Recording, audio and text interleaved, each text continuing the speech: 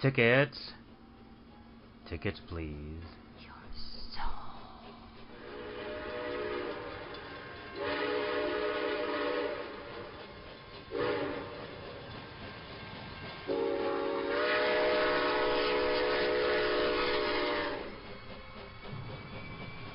Step inside, take a ride upon the Terror Train. All aboard, be fair warned, these rails house fear and pain. Find a seat, don't mind the heat, just pray the lights stay on. Upon these rails, these bloody rails, in darkness lies no dawn. Yes, step inside, come crawl or glide, with us you shall remain. Upon this ride, this hellish ride, we call the Terror Train.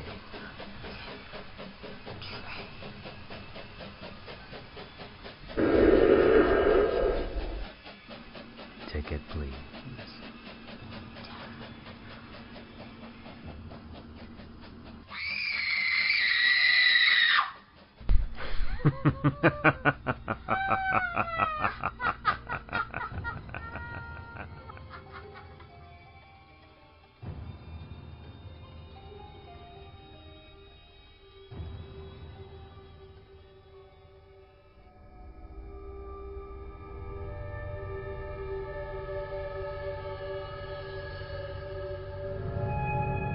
James Ward Kirk Publications presents Terror Train. Episode 121. Oregon to California.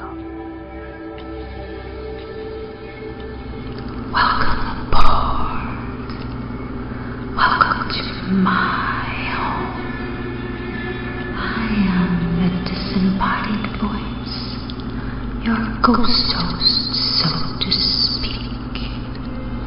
Call me Terror.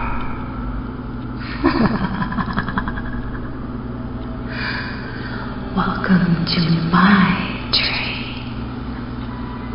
Be you dead, undead, or of the living.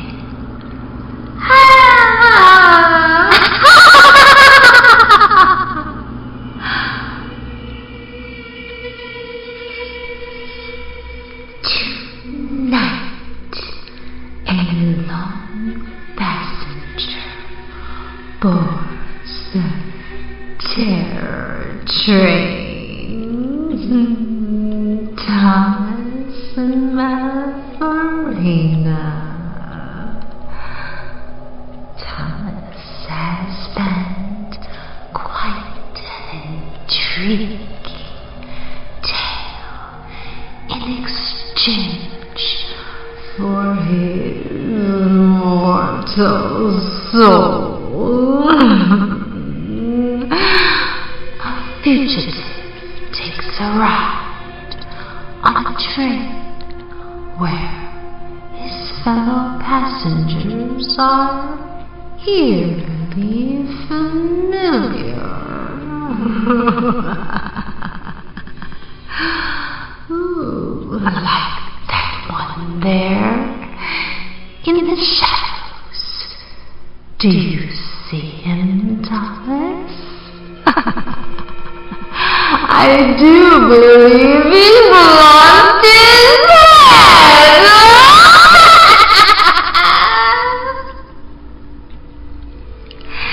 Take a look around, Thomas.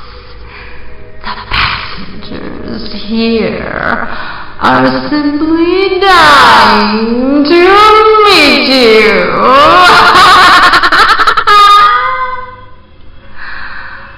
A bloody ticket is handed to our conductor, which reads Thomas and Malafarina. This train.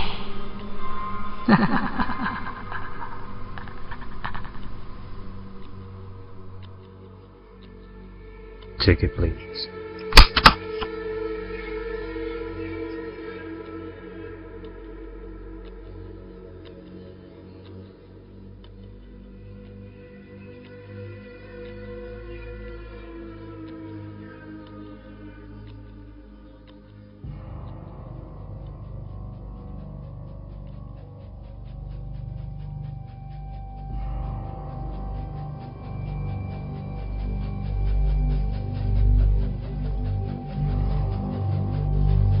This Train by Thomas M. Malafarina.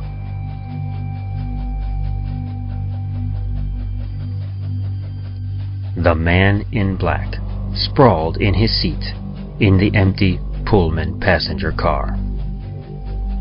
He panted, practically out of breath. His long, lean legs stretched out in front of him. His feet, snakeskin boots, rested comfortable in the aisle. Sweat beaded on his forehead and dripped down the back of his neck. He took off his dusty black Stetson, placed it on the seat next to him, and removed his kerchief to mop his brow. How in Sam Hill had he been so lucky to get away? The deck had been stacked against him. But here he was, alive, and escaping on this train. So he thanked his lucky stars for whatever fortune had befallen him. The man's real name was Jefferson Lincoln Carson, but he went by the moniker the Carson City Kid, a name he had picked up somewhere along the line. Carson stretched out his arms, expecting to be sore or stiff from injuries he might have received during his escape, but was surprised to find no muscle aches. He looked around at his luxuriant surroundings. The seats, covered with plush red velvet, the brass and oak interior polished to a shimmering luster. He had never seen anything quite like it before. Carson thought again about his narrow escape, and tried to figure out just how he managed to find his way onto this locomotive. He had robbed the First National Bank, and then fled the scene. He had thrown the sacks of loot over his getaway horse, and thought he was galloping safely out of town.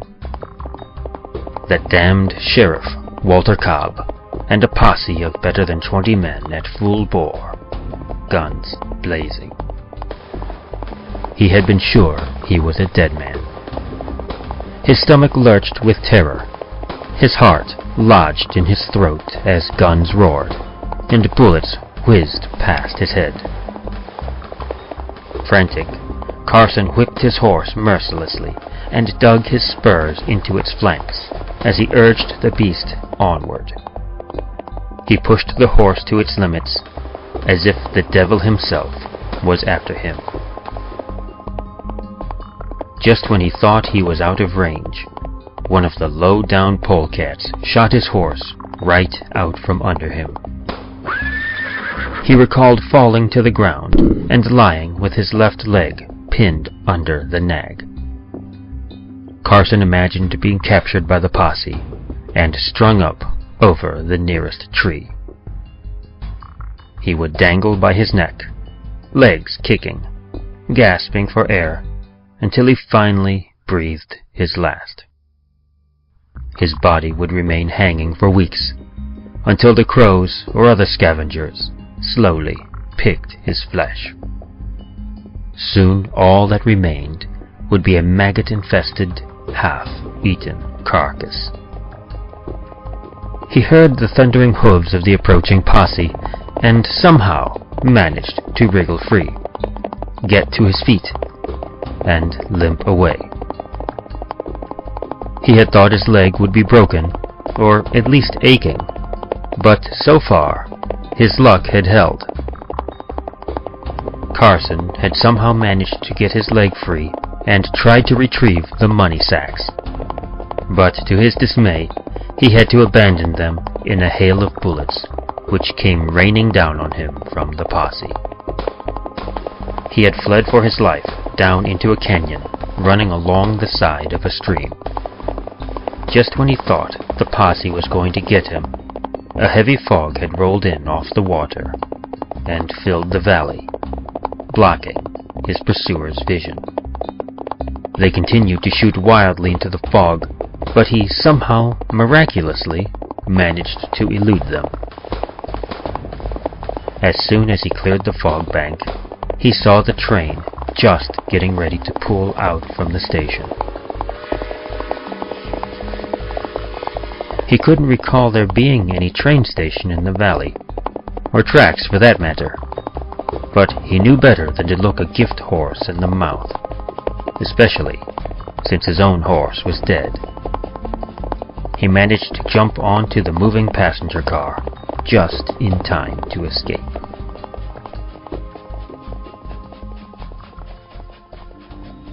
As he rested, Carson saw a sickly-looking, pale-skinned stranger, dressed in a dusty black suit, enter at the far end of the car. The man wore a rather expensive-looking Stetson, similar to Carson's, but in much better condition. Carson nodded briefly at the stranger. He suddenly realized how much he might like to steal that fancy new Stetson. The stranger didn't nod back. He just sat, staring through dark, deep-set eyes. An unexplainable cold chill ran down his spine. The man's actions seemed to be a mite unneighborly. Such a lack of common courtesy riled Carson, perhaps more than it should have. He got to thinking that in a different set of surroundings, like in the saloon, the stranger might have found himself with a belly full of lead. God knows Carson had killed for less. He had made up his mind that the stranger's fancy hat would be his before this trip was over, and mayhaps the stranger would come up missing from this train as well. Before Carson could think any more on the subject, the door at the far end of the car opened again, and another man slunk in to take a seat across the aisle from the first. This man, likewise, stared silently at Carson. This one wore dirty range clothing and was clearly a cowpoke or a farmhand. Then the door opened again, and another man entered, followed by yet another, and then another. They all sat silently staring at Carson. He had a strange sensation that perhaps all of these characters knew each other. They might all be in cahoots, possibly planning some sort of move against him. Even though he had no real reason to feel this way, Carson had always been a man who lived by his gut. And right now, his gut was screaming at him to be on his guard. He reached down slowly with both hands and placed them on the walnut-handled grippers of his trusty six-shooters. He didn't know what these characters had in mind, but he would be ready for whatever it might be. Those guns had gotten him out of a passel of trouble throughout the years. They had also brought down more than their share of varmints of both the four-legged and two-legged varieties. If this bunch of tenderfeet thought they could take him, they were about to see the error of their ways. Carson sat perfectly still, watching the staring strangers, and waiting for the right moment to make his move. The door opened yet again, and several more men entered, each taking available seats and sitting quietly. All of their haunting eyes seemed to bore holes into Carson. Finally, the door opened one last time, and a woman entered. She wore a tight, red, frilly dance hall gal dress, and her hair was pinned way up high, just the way Carson liked it. Her skin was pale as a china doll. He found it disturbing how her pallid flesh made her ruby lips appear much too red. She wore a blood-red silken scarf around her neck. She stood in the aisle. Her eyes never left Carson. She reached up and began slowly removing the scarf from her neck.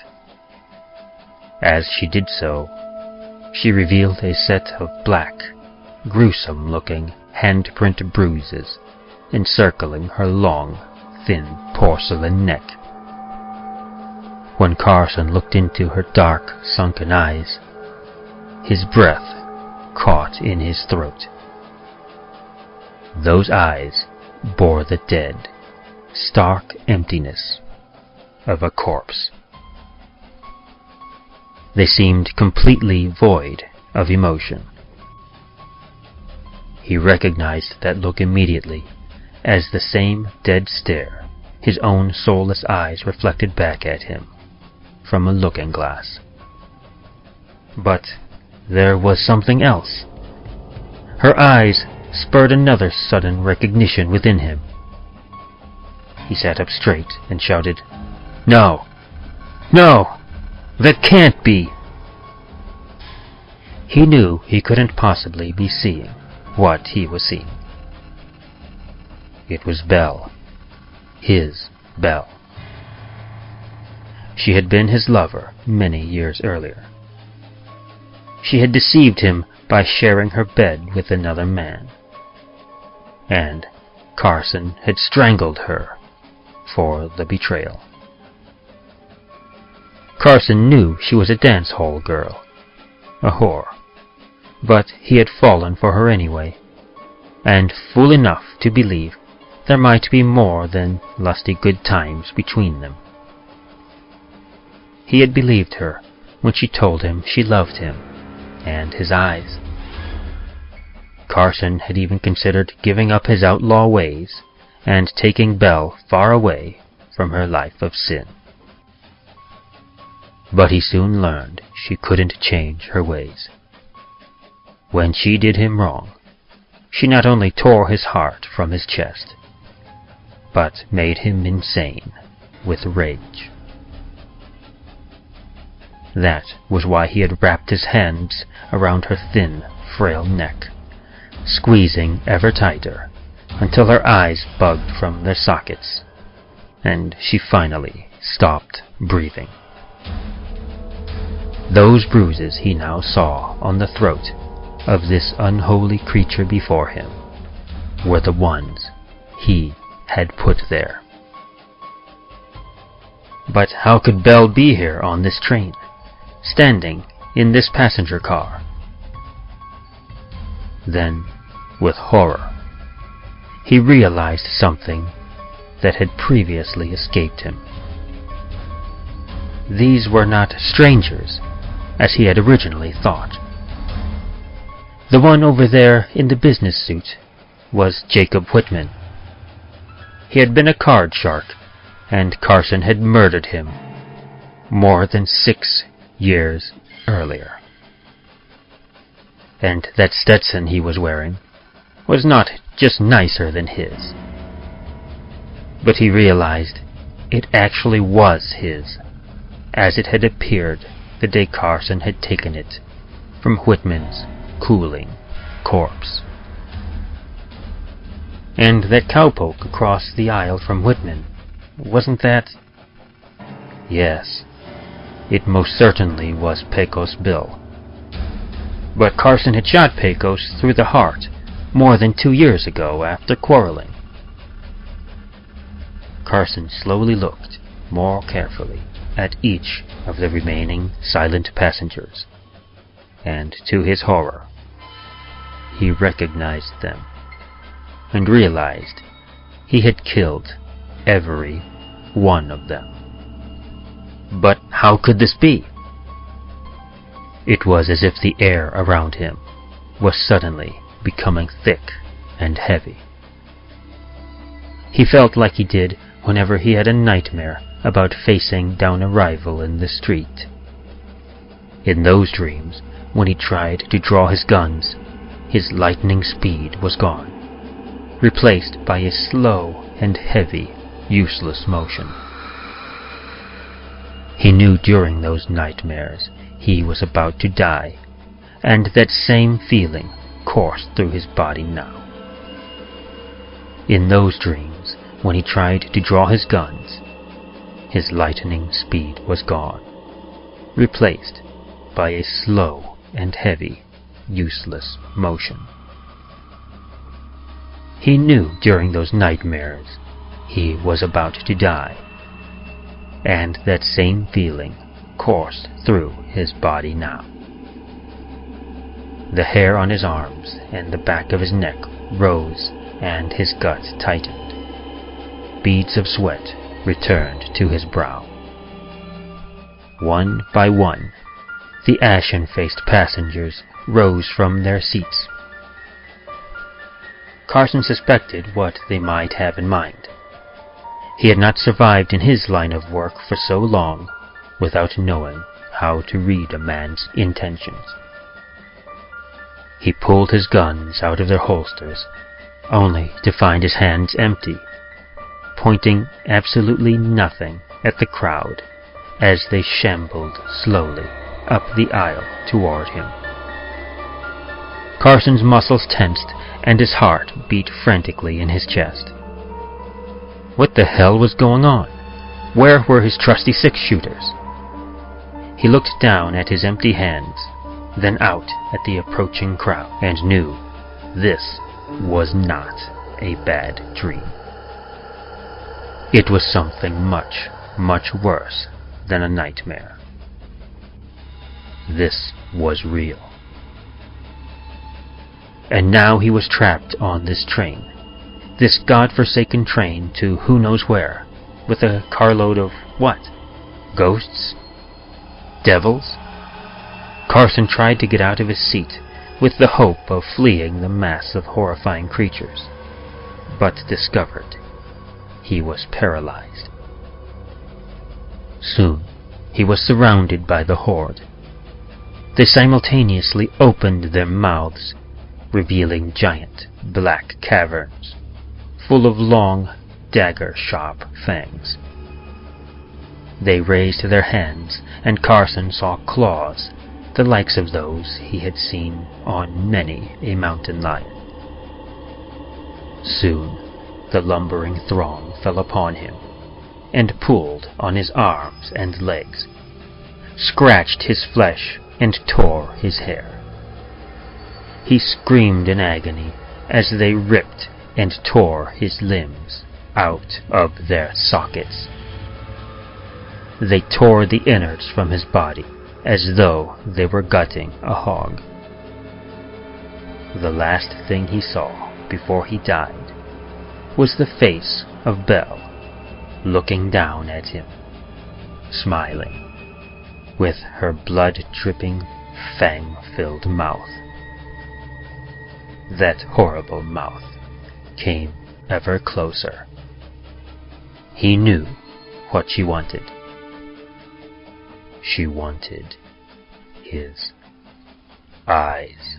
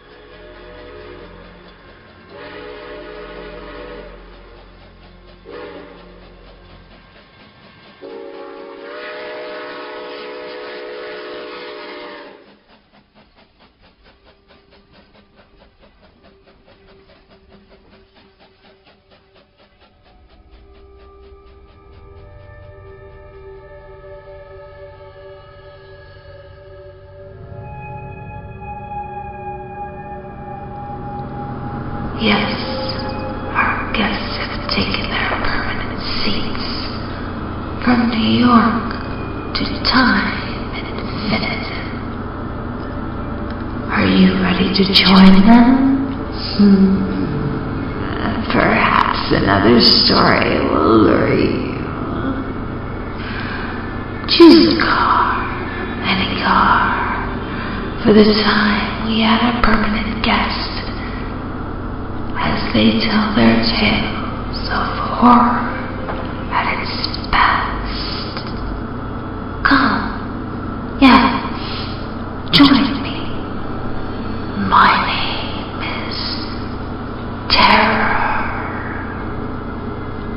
who rides the rails eternally upon the Terror Train.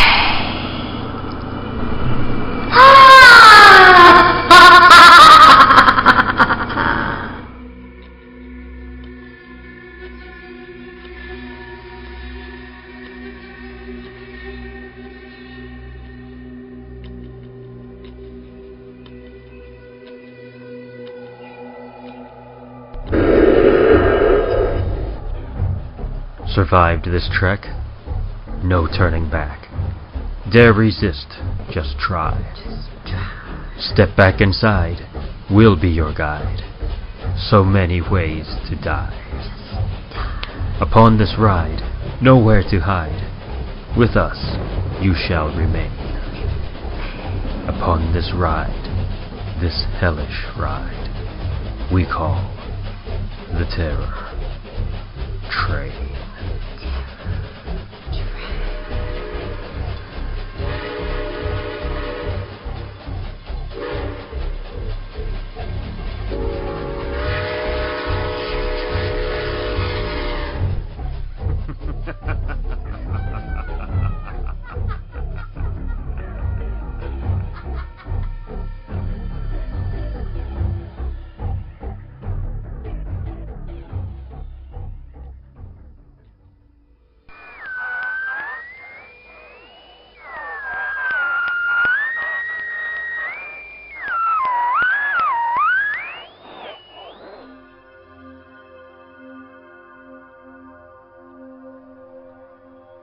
Terror Train Podcast, Episode 121, Oregon to California.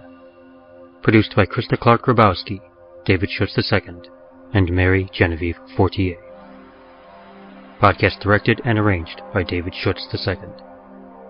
The conductor, your narrator, was created by and played by David Schutz II. Terror, the disembodied voice, was created by and played by Mary Genevieve Fortier. Terror Train Podcast opening and closing poems, written by Mary Genevieve Fortier. Host segment dialogue for Terror, the disembodied voice, written by Mary Genevieve Fortier. Production music, The House of Leaves, Chase Pulse, The Hive, and The Voices by Kevin MacLeod, Incompetech.com. Featured work, This Train, written by Thomas M. Malafarina. Production music, Echoes of Time version 2, Decisions, Ghost Story, Inner Sanctum, Ice Demon, Day of Chaos, Right Behind You, Classic Horror 2, and Red Letter by Kevin MacLeod, Incompetech.com. Additional sound effects by AudioSoundClips.com. Podcast program edited by David Schutz II. The stories and poems presented in the Terror Train podcasts are all featured in the James Ward Kirk Publishing Anthology, Terror Train, which was edited by Krista Clark Grabowski and A. Henry Keene. Cover art by Stephen Cooney. Content copyright 2014. Terror Train, Podcast Episode 121, Oregon to California. Copyright 2014.